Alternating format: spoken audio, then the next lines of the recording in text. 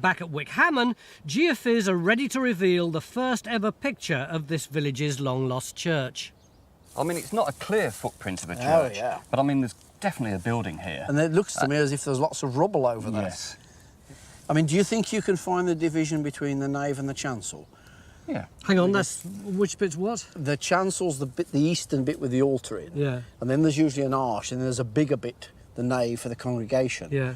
But since churches tend to alter around that chancel arch, it's a good place to try and locate. Well, that's where we want to go. Well, it looks to me as if you might have the sort of chancel coming out here and the rest of it back there. So, yeah, if you can drop us on that. The earliest documentary reference for this church is in 1218, but we've no clue to when it was actually built. Hopefully this trench will tell us that, and most importantly, if it was built on the site of an earlier Saxon church.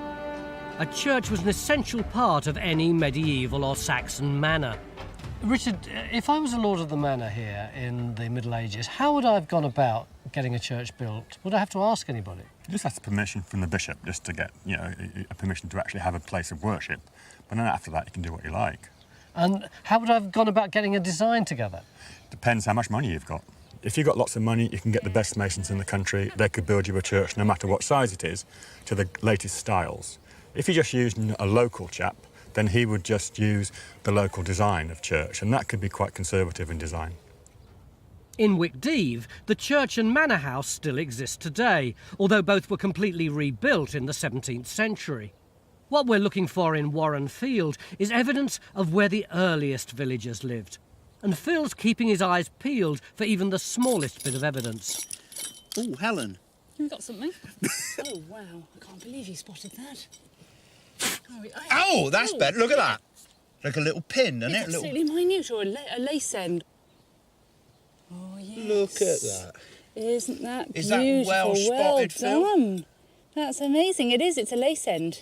You know, like just like that on my the end of on your my shoe. shoelace. Yes, but it's going. You can date these. Are you really an expert on absolute rubbish? I mean, how would you possibly know about dating lace ends? Nobody could know that. Well, you have to do everything in my line of work.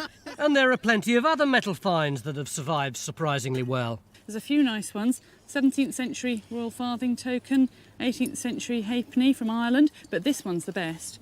That is a medieval buckle, probably 13th, 14th century, and look how it shines. It really does. It shines, doesn't it? It shines. Yeah. Hello, my name's John Gator. Time Team is fan-funded by Patreon. This vital support helps us to make new episodes. Joining Patreon gives you access to exclusive interviews, 3D models and masterclasses, plus lots more.